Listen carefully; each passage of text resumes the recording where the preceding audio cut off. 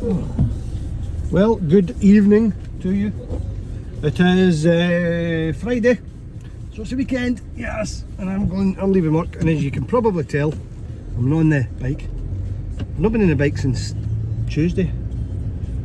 I had things to do and I needed the car for stuff, and then we get these weather warnings and warnings of floods and all that crap, and I thought Monday and Tuesday on the way home on the bike, I can't always look at the camera, so I do apologise. Monday and Tuesday on the way home on the bike, I got absolutely drenched. I needed the car for something. What did I need? I can't remember. Anyway, I needed the car on Wednesday, so I've used the car the rest of the week. I've just been lazy. Back on the bike on Monday. Anyway, quick update. You'll see already that I've got the third part of the second series of the NC 500 video up. And oh god, the traffic. I've had some nice comments, so thank you for the comments. Thank you for everybody that comments. It's always nice. I'm going home today. I'm going straight down to my studio. I've got stuff to set up for some podcasts, which are starting tomorrow, Saturday. And I'm doing podcasts for another two different organisations. I'll be doing stuff for St Vincent's Hospice soon. Planning to do some podcasts with them. That might be something that I do in conjunction with my channel, Riding Through Grief, or Driving Through Grief in this case tonight. So that'll be, well, the podcast I'm doing Saturday is actually for the other organisation. It's nothing to do with St Vincent's. Oh, maniac ahead. What was I saying there? Aye, so that's that. And I am thinking of, I've been toying with the idea, so Gordon and I occasionally have went out at the weekend, and then we've come back to the studio and we've sat on the couch and had a little gab with you, talking about things that's happened or experiences that we've had with our, with what's been going on with the process, the whole process of bereavement or grief. And I'm thinking someone put a message up saying that they had listened to it rather than watched it, and they enjoyed it. And that made me think about the whole podcast thing. And I'm doing podcasts for other people, as I said. I thought, well, why can't we do our own? So what I'm thinking of doing is a weekly podcast.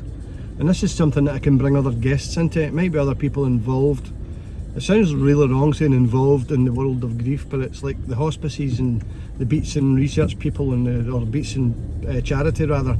And it would be good probably on certain occasions to get these people to come on and have a chat about certain things, because if anybody's listening into that, and hopefully the podcast thing will go out further afield rather than just YouTube, because the idea is we'll record it on the camera for YouTube, and then I'll broadcast it to the different podcast sites. So you get Apple Podcasts and I don't know, Spotify podcast, whatever the other podcast people are. I've already got an account with Podbean anyway for the other thing, so I might as well utilise it. And that could become something that could be quite helpful to others, because I don't want, at a certain point, hopefully in this journey, I'll change the name of the channel from Riding Through Grief to probably just something like RTG. And then when people in the future ask, what does that stand for, I can explain the backstory to it. But for right now, it stays as it is. I don't want my life to be encompassed by grief. It is the now. I'm not going to deny that. It really is. But I want to try and focus on the positive side of my life. The support network. You guys are amazing. The people that come on and spoken. I mean, even just having people come on and make comments is lovely. It's wonderful. It's amazing how knowing that there's people out there that actually give a damn, that take the time out of their day to come on and have a wee chat. That's wonderful, brilliant, and I'm so grateful and thankful for that. So that has made me realise that we need to look at the positives side of things. So the positives for me is, and the reason I started this channel is I'm all about motorcycling. That's what I want to do, and I want to focus on that. So I'm trying to avoid, although the channel's called Riding Through Grief, it says through for a reason, because I want the idea that there's an end. An end, is that the right way to put it? Not an end. I don't think I'll never get over my wife, never, as long as I live. But hoping that I can learn to live a different life, and the feelings that I have and everything just now will fade a wee bit more to the background, give me a chance to sort of live my life. And the motorway is absolutely brutal. This is why I bike to work, actually. It's, as well as being a biker and loving motorbikes, it'll probably take me about an hour to get home. So I have sort of, I aspire for the channel to move forward and just kind of turn into hopefully something with good content related to bikes and everything that I do around the bikes, you know, with even bits of bobs and drones, because I like trying to add that into my videos as well. Might as well. A few people have said they like that. If you don't like it, then I'm sorry, but it's part of what I do. It's on the motorbike, talking about motorbikes, and then wee bits of drone footage to show you where I am in the world, unless I'm commuting or something for work, in which case then it's just on the bike. So the podcast, I don't want to be all encompassing grief, bereavement, loss. I want it to eventually spread out to other things. So I want to be able to talk. I want to talk about my bike. I love my motorbike. I want to talk about all the bikes I've had in the past, and there's a lot. I want to talk about my riding experience. I want to talk about what I might do in the future in terms of biking. Everything that surrounds the world of motorbikes and travel and adventure and camping and whatever. I want that all to be brought into the podcast, and that gives an opportunity to bring other people into the podcast as well.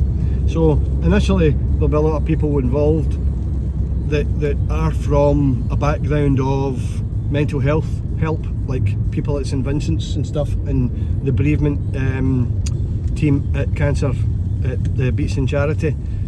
But later on down the line, I'll be looking to get you guys involved. I want to chat with other bikers. I want to say, look, you know, thanks for joining the channel. It's amazing that you're here. Why are you here? Are you here because you've been bereaved in the past? And if so, we can talk about that. That's not a problem. Are you here because you're just a biker and you're interested in the tents and all that kind of crap on the bikes? Then brilliant, that's awesome. But the thing is, it's all about being able to just put it out there for all sorts of options. So the world right now, in the future for me, is very open to all sorts of possibilities, and that's how I want to go forward, I think. Am I making any sense, or am I just rambling shite here? Probably rambling shite, but oh, fucking, this commute, it's just brutal. So that's where we're up to. So we've got all the podcasts going on, and then the last thing, I don't know if I should say this is the last thing, I have had some discussions with the lead singer the guy that was the lead singer in the song 11 Years with Mike and the Mechanics, a guy called Paul Carrick. Now, Paul was with Mike and the Mechanics until 2004. When I say I've had conversations with him, it's been an email going back and forward, which is brilliant, because I think I've told you before that we're working on doing a charity single, and this charity single is going to be recorded in the studio, but it's going to have a synchronised video with it. So I'm going to make a video with the B-roll and all that. I've been given permission to film at the Beatson, certain different bits and bobs. We're going to have the choir, the Beatson charity choir, involved in it, and it's going to be a big, hopefully a big video, a great song. I'll get loads and loads and loads of singers involved in it. Loads and loads and loads, and that sounds really exaggeration, doesn't it? I think I've got about 4 or 5 singers as well as a choir. That's quite a lot, actually. So that's coming up. That's something I'm working on now. It's probably still months away. It's a big logistical nightmare to get everybody together and get film at the Beatson and all that sort of thing. So that's a big project, but I'm excited because it's good to be able to do this sort of thing. And when that's finished and eventually released, that'll be released alongside a Just Giving page or something. It depends on how the Beatson and St Vincent's want us to run. So I might have a separate Just Giving page for the Beatson Cancer Charity. I don't know. I don't know how it'll work. I've been looking into it, but there's 2 charities involved. It's the Beatson Cancer Charity and St Vincent's Hospice. And that's going to be excellent, I think. It's not about bikes, and when it goes on YouTube, I'll probably put it on this channel just to show you guys, you know, what we've been doing. But Don't worry, this channel's not going to turn into something that's all about music or anything like that. I will be starting a separate channel related to music, because I've got a group of people that are interested in doing live cover songs in the studio, so they'll be recorded live at the time and filmed and uploaded on YouTube, but that'll be a totally separate thing altogether. But yeah, there's a lot of things happening, a lot of things keeping me extremely busy. My mind's rattling on about 200 mile an hour trying to keep up with everything, and I mean, I'm only tipping that's on top of my 9 to 5 job, and I've got some other projects to go as well, photography things and stuff like that going on. So yeah, but I think that's good for me, because the way things are in the world and the way I've been with trying to deal with losing Sarah is it's good keeping my mind constantly ticking over. Still don't have any motivation for anything, but I've got to do it, you know, and I'm doing it because other people are involved in it, and I don't want to let them down. So it's good for me, because I've got to get my finger out my backside and get it done. And the only time that's bad for me right now is when I'm trying to sleep at night. It is absolute nightmare. I was still awake at 5 o'clock this morning.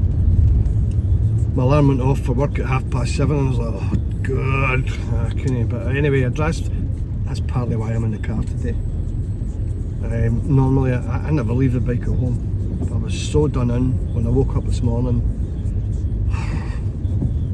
I feel as if, I'm not suggesting that you don't have to give concentration in a car, because that would be ridiculous to suggest that. What I'm suggesting is that I don't think I was fit enough to ride the bike. There you go. That's my truth. So apart from that, oh, one other thing before I go and give you peace. How long have I been going on for? About 12 minutes. So I'm trying to keep it short. But there's a lot to fill in, and I'm stuck in traffic anyway. One more thing. I got sent a message from a subscriber related to riding, and they asked 2 kind of fundamental questions. So the kind of crux of the whole thing is they were looking for riding advice. So I want to say one thing. 2 things. One thing, I'm not an instructor, therefore I don't think I've got any right to tell anybody or advise anybody how to ride a bike, which sounds a bit mince, but I'm not. However, the 2 kind of pieces of advice I was looking for was filtering, which I do every day in the motorway for about 10 miles in each direction, and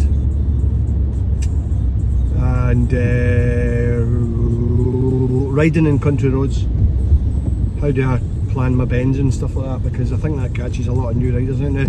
Years ago I did a bit of down training with biking in Paisley, but I had not long had a back operation and I couldn't handle it. I was standing about in the yard while people were doing CBTs, so I ended up crippled. So I mean, it was only a year after my back operation I started that, and it just wasn't going to work. Anyway, I digress. I'm not in a position to give advice, but what I will do next time I'm out on the bike, which is probably not going to be until I'm back at work on Monday, because I'm up to the eyeballs in it in the studio this weekend, and I've got the football on Sunday, and I don't miss that. I never miss a home game. Anyway, sorry, tips and tricks. So the tips and tricks, the advice thing I'm not going to do. What I will do is I'll talk through my processes, what I'm thinking. So when I'm filtering along this road, I will talk through what I'm looking for and all that kind of bump, and how I deal with filtering on a big bike as well. So you probably know, most of you know anyway, if you're a biker, I ride a BMW R1200 RT, which is a big bike. It's about a metre wide, I think, across the panniers, 1005 millimetres exactly across the panniers, and it's 995 across the mirrors, I think. That rings a bell. But anyway, I am so used to the bike, it's like, feels like well, it doesn't feel like a toy, that's a bit of exaggeration, but it doesn't feel anything to me because I'm so used to riding it. If you were a relatively new rider and you've been riding sort of small 600s and things like that, if you jumped on it you'd probably shit yourself. But wonderful handling bike, by the way. And my bike not long before that was a Hayabusa. I loved my Hayabusa. I loved my Hayabusa, but I hated commuting on it. I was getting a creaky neck because I was filtering through the traffic, putting my head up to try and see as much as I could. And I went out and bought myself an old ancient 1999 Honda Deauville, which only had like 9,000 mile on the clock. I went all the way down to Bristol for it in the middle of winter. I mean, I've actually got a video somewhere of me riding home with snow everywhere. Absolutely off my head. Anyway, I loved it. I mean, it's a pretty boring bike in terms of bikes, but see, going back and forward to work for the just practical use of getting on a bike and going back and forward to work, it was brilliant, and I wasn't getting a sore neck because I was sat upright. That's the reason I'm riding an RT. I spend probably more of my life commuting than I do riding at the weekends. Probably do more miles riding at the weekends, right enough. So, but you know, the time spent on, well, no, what am I trying to say here? I don't know. I commute every day, so it's really important, and I can't afford two bikes at the moment. So it's important to me to have a bike that does it all, and the RT really does it all. I wouldn't just live with a Deauville unless I had no money and I had no choice and I wanted to have a bike. If I was skint right now and I could go out and get myself a bike at £2 grand and it was something like a Honda Deauville, I'd be happy. I'd be happy with that bike because that's all I could afford.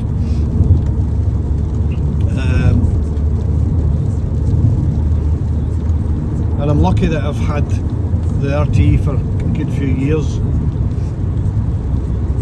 before Sarah passed away, because in my financial circumstances now I couldn't afford to buy one. I feel as if I'm taking a cold. Yeah. So I'll do that. I'll do a video on Monday or Tuesday, just sort of talking about my filtering, what I do, how I do it, all that kind of pish. And then the next time I'm out on the bike for a bit of a leisure, I'll talk through my processes of how I assess a bend and all that kind of crap. It's not crap, but you know what I mean. And if the person that asked that question, if it's any good to them, then great. But I certainly won't sit here and say this is how you should do anything. Most of you guys are experienced bikers, so forgive me when I do this, but someone asked for it. And I firmly believe that I want to keep this channel, regardless of how many subscribers, whether it's 10, 500 or 5,000. If somebody contacts and says, can you do this, then I want to be able to do it, you know, for them. Just one person, doesn't matter. I believe that that's the way it should be, a small community, and keep it feeling like a wee community. And anybody else has any questions or wants to ask about a particular thing, or about the bike, or about me, or about what grief's like, ask away. I'll do a video on it, I promise. Or a podcast. I'll do a podcast on it. No, I'll do a video on it. I don't mind doing that. If it's just a talky thing, I can sit down in the studio and do it. If it's to do with the bike, yeah. Also, someone asked about, and I do, and if you're the person that asked this, forgive me, I forgot actually, until right now here. Someone asked about the SatNav, the system on my bike, which uses Apple CarPlay or Android Auto. It's Chiggy's AIO 5 Lite system that comes with the front and rear dash cams. It's an absolutely brilliant system. I love it. It's way better than the Garmin XT I had before. The cameras are 1080p, so they're great. They're perfect for what we need. Just really dash cams at the end of the day. And you can view them live and all that. I can control the bike. I've got the wee device that plugs into the CAN bus, so I can control the sat-nav with my whiz wheel on the BMW. There is a newer version out called the BMW Play, which is just a head unit alone, and it plugs into your existing cradle, BMW cradle. That wasn't out when I bought that system, so I've practically ripped the front of my bike apart to fit this, and it doesn't come off. That's the only thing. It's very secure. It's got 4 bolts going right through the dashboard, and it's got a big wiring loom plugged right into it, so if anybody was to try and steal it, they would have a major job in their hands and it wouldn't be any good to them. But I'll do a video on that as well coming up. And somebody asked me something else and I can't remember what it was. I forget. Anyway, I'm going to go because this has been 20 minutes I've been rattling on for. If you've listened this far, my goodness, I'm impressed. But in the meantime, it's Friday night. You have a lovely weekend. If you're out on your bike, ride safe, although I think the weather forecast to be a bit pishy. But if you're out on your bike, ride safe. If you're not a biker, whatever you're doing this weekend, have a great weekend. I'm going to be in the studio. Send me a message, have a chat, don't mind. Come up for a brew. Any local bikers that's near me, I live in Paisley, so I'm not too far. I know a couple of lads from Erskine. I believe there's a local biker in Paisley that's been in. By all means, anytime you fancy a wee ride, just send us a message, and we'll meet up and we'll go somewhere. But have a good weekend, catch you later, take it easy.